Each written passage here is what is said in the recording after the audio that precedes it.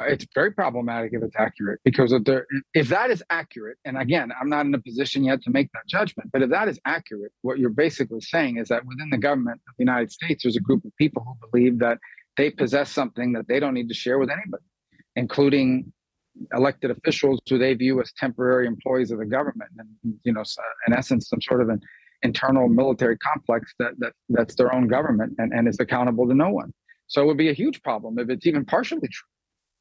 Really is pretty wild to think about, a government culture of silence and someone deciding what we need to know and what we don't need to know, and even our highest ranking government leaders like Senator Marco Rubio being kept in the dark. Meanwhile, there's no denying there have been credible UFO sightings from Roswell back in the 1940s to more recent sightings like those described by military pilots, and a bizarre report this spring that something crashed in a family's backyard in Las Vegas. That's the body cam video that you see right there. And oh, by the way, it just so happens that this Sunday is World UFO Day.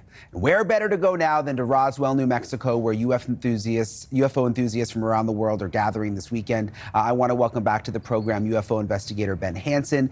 He is also a former FBI agent and host of the Discovery Plus program, UFO Witness. Thanks for being with us again tonight, Ben. You know, I was thinking about this today because we focus so much, obviously, on what David Grusch said, and then Senator Marco Rubio responding and saying that there were other whistleblowers out there. That was really the headline for the last couple of days. But when we went over his whole interview, it's also very interesting to think about the fact that even if you put the UFOs aside, the possibility that there actually is a secret government program that even our leaders don't know about, that there's no one accountable for this program, it sort of blows your mind.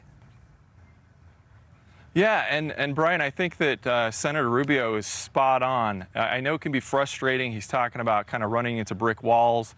They've been tasked to task Arrow, the new UAP task force, to look into these things, and they're not getting the answers they want. But I think when politicians this generation get there, it's a little bit of naivete to say, you know, that they didn't expect this, because it's not the first time. We can go all the way back to, you know, Senator Barry Goldwater, who his friend General LeMay at Wright-Patterson, he demanded that he show them, that his friends show him the materials, the bodies reportedly, you know, stored at the airbase. He was flatly denied and chased out of the airbase. We have, President Carter, who made all these campaign promises, becomes president, stops talking about it. And then, of course, the Clintons. Both President Clinton and Hillary looked into this, and they still to this day imply that they were perhaps lied to.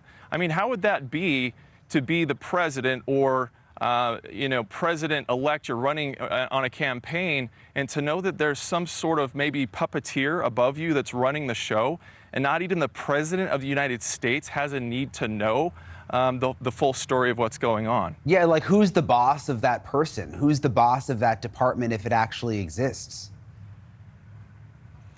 Well, I think the structure of how these things are done is kind of the process of how that all works, because when you're working in special access programs, a lot of times your own supervisor doesn't know what you're working on. They're not read onto the program, right? And if this has been going on for decades, it's probably parsed out not only within the government to very, very small units within different agencies, but also into the private sector.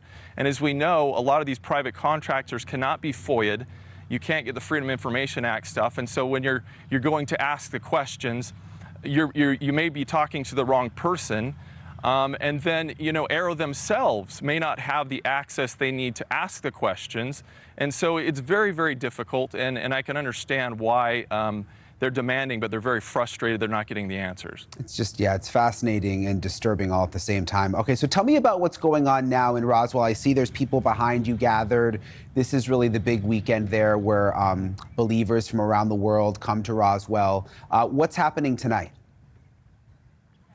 Well, this is going on all weekend, and the crowd behind us is waiting for the sun to go down.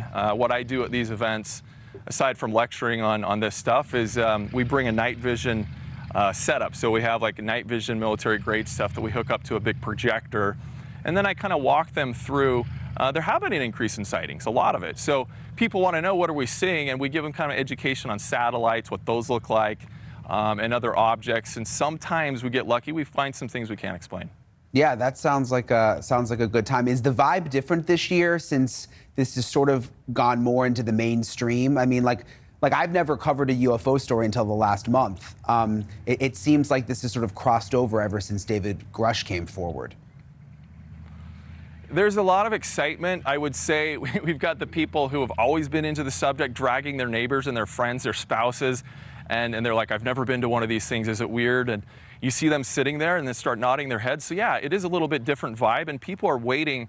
Just today we had Representative Tim Burchett, who remotely popped into the conference and told us about the plans for the next UFO hearings. And those are planned, he wouldn't be exactly specific, but the last weekend of week of July is what we're looking for those new hearings. And so it's a very exciting time.